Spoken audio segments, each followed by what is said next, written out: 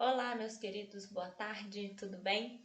Vamos dar sequência aí ao nosso conteúdo e, consequentemente, à ordem de vocação hereditária. Nas aulas passadas, a gente falou sobre a sucessão do cônjuge sobrevivente em cada um dos regimes de bens disciplinados pelo nosso Código Civil, e na aula passada nós falamos sobre a sucessão do companheiro e sobre a declaração de inconstitucionalidade do artigo 1790 pelo STF.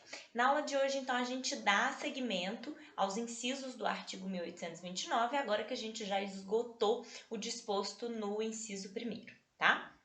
Então, eu quero convidá-los a abrir o Código Civil aí no artigo para a gente começar a trabalhar. Bom, se vocês pegarem o 1829 e lerem ele novamente, a primeira coisa que vocês vão concluir é que existe nele uma ordem de vocação hereditária por meio do qual uns parentes têm preferência em relação aos outros.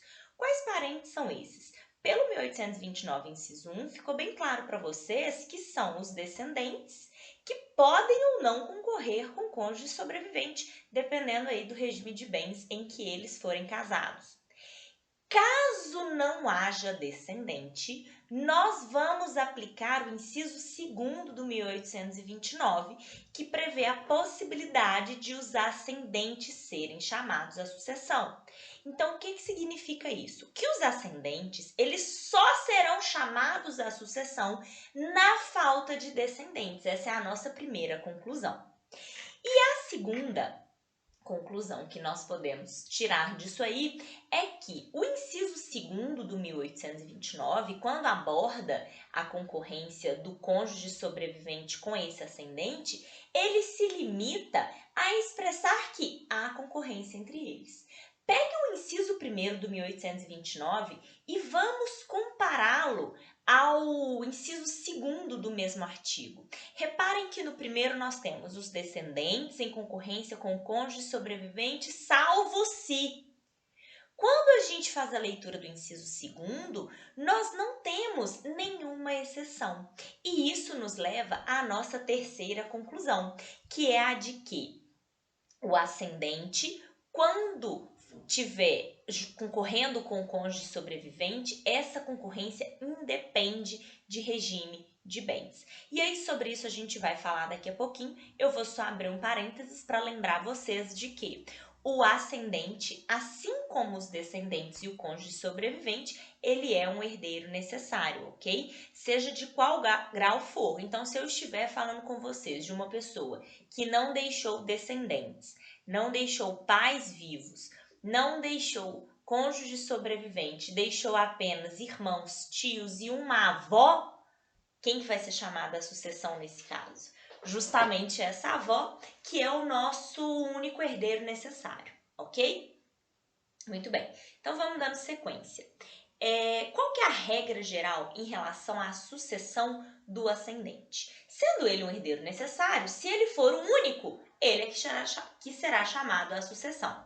Se estivermos diante de uma situação em que uma pessoa não deixou descendentes, mas deixou ascendente e cônjuge sobrevivente, nós vamos aplicar a regra prevista no 1836 e 1837. Para eu tentar simplificar esses dois artigos para vocês, a regra é a seguinte: o cônjuge vai ter direito a 1/3 da herança se ele estiver concorrendo com ambos os pais do decujus.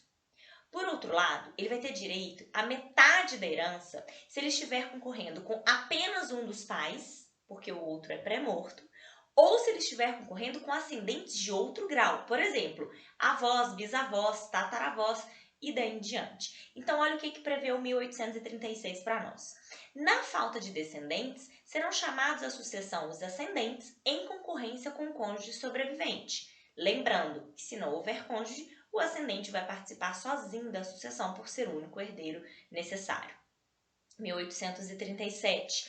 Concorrendo com o ascendente em primeiro grau, que são os pais, ao cônjuge tocará 1/3 da herança. Caber-lhe-á a metade desta se houver só um ascendente ou se maior for aquele grau, ok? Então, nós temos aí, explicando o parágrafo 1º do 1836. Deixa eu ver uma coisa aqui para vocês. Maravilha, já estou com o meu código de novo aberto aqui. Dei uma olhada agora no parágrafo 1º do 1836, cuja redação é a seguinte.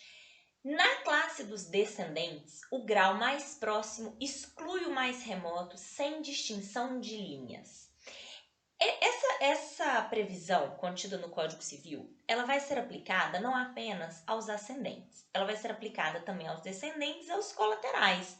O que significa isso? Se uma pessoa deixar vivos, ela não deixa descendentes, mas ela deixa ascendentes de primeiro e de segundo grau, ela deixa pais e avós, quem será chamado primeiro à sucessão? Os ascendentes de primeiro grau, justamente porque é um grau mais próximo. Vamos pensar então em relação aos descendentes. Se uma pessoa vem a óbito e deixa, por exemplo, filhos e netos, quem será chamado à sucessão? Os filhos, que são os descendentes de primeiro grau, em detrimento dos netos, descendentes de segundo grau. Então, essa regra de que o mais próximo exclui o mais remoto, ela vai estar presente em todos os nossos estudos do direito sucessório, ok? Vamos passar para o parágrafo 2º do 1836, cuja redação é a seguinte. Haverá igualdade em grau e diversidade, havendo igualdade em grau e diversidade em linha, os ascendentes da linha paterna herdam a metade, cabendo a outra aos da linha materna. Vou explicar para vocês o parágrafo 2º desse artigo. O que significa dizer isso? Se uma pessoa vier a óbito e ele deixar parentes ascendentes de mesmo grau, mas de troncos distintos, de linhas distintas, a gente vai estar trabalhando com linha materna e linha paterna, ok? Então, imaginem, por exemplo, pai e mãe, ou avós paternos e avós maternos, tá? Nesses casos, a gente vai dividir a metade para uma linha, a metade para outra linha, ok? Então, por enquanto, estamos aí sem dúvidas em relação à sucessão dos ascendentes, já que a nossa regra geral é muito simples, concorrendo com ambos os pais, 1/3 para cada um, 1/3 para o cônjuge, 1/3 para o pai, 1/3 para a mãe. Concorrendo com apenas um deles ou com ascendentes de outro grau, a metade para cada um. Essa metade será dividida igualmente entre as linhas, linha materna e linha paterna, ok? Muito bem, vamos seguir com o nosso estudo aqui. Eu deixei um exemplo para vocês no documento de Word, que é o seguinte. João da Silva veio a óbito deixando os seguintes parentes vivos: mãe, avó, irmãos, sobrinhos e um tio. Deixou patrimônio de aproximadamente R$1 bilhão. Sua sucessão se dará da seguinte forma. E aí eu montei a árvore genealógica do João da Silva e eu quero que vocês pensem o seguinte. Dentre essas pessoas que ele deixou, quem são herdeiros necessários? Ele não tem descendentes, ele não tem cônjuge sobrevivente. O herdeiro necessário nesse caso é apenas ascendente. Como ascendente, nós temos mãe e avó. Só que pela regra do 1836, parágrafo 1º, o mais próximo exclui o mais remoto. Então, a integralidade do patrimônio vai ser destinada à mãe, que é a única herdeira necessária. Ok? Muito bem. Agora imagine então um outro exemplo. Vamos começar a dificultar um pouquinho. Eu deixei esse exemplo também no documento de Word que eu deixei para vocês. João e Maria são casados desde 1998. Não possuem descendentes. Se eles são casados, a gente já tem o primeiro herdeiro necessário, a Maria, que é cônjuge sobrevivente. Ele vem a óbito em 2020, deixando viva apenas sua mãe e sua esposa. Ou seja, ele não tem descendentes e não tem parentes na linha colateral, mas nós temos 2 herdeiros necessários, né? Ascendente e cônjuge sobrevivente. Deixam ainda os seguintes bens: uma casa adquirida em 1990, um apartamento adquirido em 2000, um sítio proveniente da sucessão de seu pai. Como ocorreria então a sucessão de João? No regime de comunhão universal de bens, vamos lembrar sobre esse regime. Nele, comunicam-se os bens adquiridos na constância do casamento e aqueles adquiridos antes do casamento também. Significa que todos os bens no regime de comunhão universal são bens comuns. Então, o cônjuge sobrevivente ele vai figurar como meio, tendo direito a 50% do patrimônio. Em relação à outra metade, Se eu estivesse falando de descendentes, o cônjuge não concorreria de acordo com o inciso primeiro, não é?